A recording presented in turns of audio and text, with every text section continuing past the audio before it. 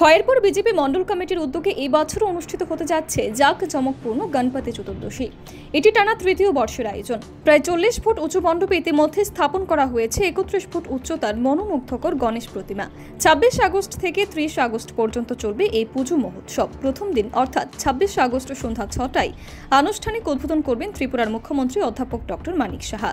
উদ্বোধনী মঞ্চে তার সঙ্গে উপস্থিত থাকবেন খয়েরপুরের বিধায়ক রতন চক্রবর্তী সহ অন্যান্য বিশিষ্টজনেরা। সোমবার সন্ধ্যায় মণ্ডপ পরিদর্শনে দেখা গেছে চূড়ান্ত প্রস্তুতিতে ব্যস্ত কর্মীরা। ইতিমধ্যে জাতীয় সড়ক ঘিরে তৈরি হয়েছে আলোকসজ্জার বর্ণিল পরিবেশ। পুজো কমিটির সভাপতি মানিক লাল সিংহ জানিয়েছেন, পুজোর পাশাপাশি চলবে একাধিক সামাজিক এবং মানবিক কর্মসূচি। আয়োজনের নেতৃত্ব দিচ্ছেন মণ্ডল সভাপতি রাজেশ ভৌমিক সহ সভাপতি অপূর্ব ভৌমিক সহ অন্যান্য নেতৃবৃন্দ। আমরা অন্যান্য বছরের নয় এবারও খয়েরপুর মণ্ডলের উদ্যোগে আমাদের মণ্ডল সভাপতি রাজেশ ভৌমিক এবং আমাদের যে বিধায়ক স্যার রতন চক্রবর্তী মহাশয় ওনাদের প্রচেষ্টায় আমরা অন্য বছরের নয় এবারও গণেশ পূজায় ব্রত হয়েছি। তো কালকেই আমাদের অধিবাস যাত্রা এবং পরশুদিন থেকে পূজা শুরু হবে, 3 দিন ব্যাপী পূজা চলবে।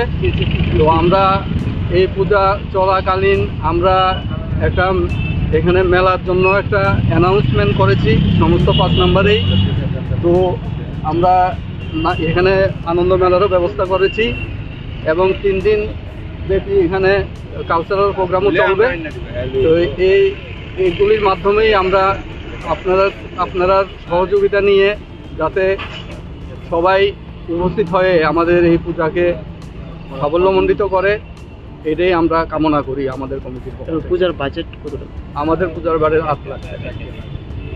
8 লাখ টাকা আমাদের পূজার বাজেট। কী কী থিম রয়েছে পূজার? হ্যাঁ, থিমটা কি পূজার? হ্যাঁ, আমাদের প্রতিমা 31 ফুট উঁচু হবে এবং 3 দিনে আমাদের প্রসাদ দেওয়া হবে। তো আর আমরা এখানে আনন্দ মেলারও ব্যবস্থা করেছি যাতে পথিকাচারা এসে আনন্দ উপভোগ করতে পারে এবং এইগুলি আমরা রেখেছি আর কি। Bureau report, PV north east.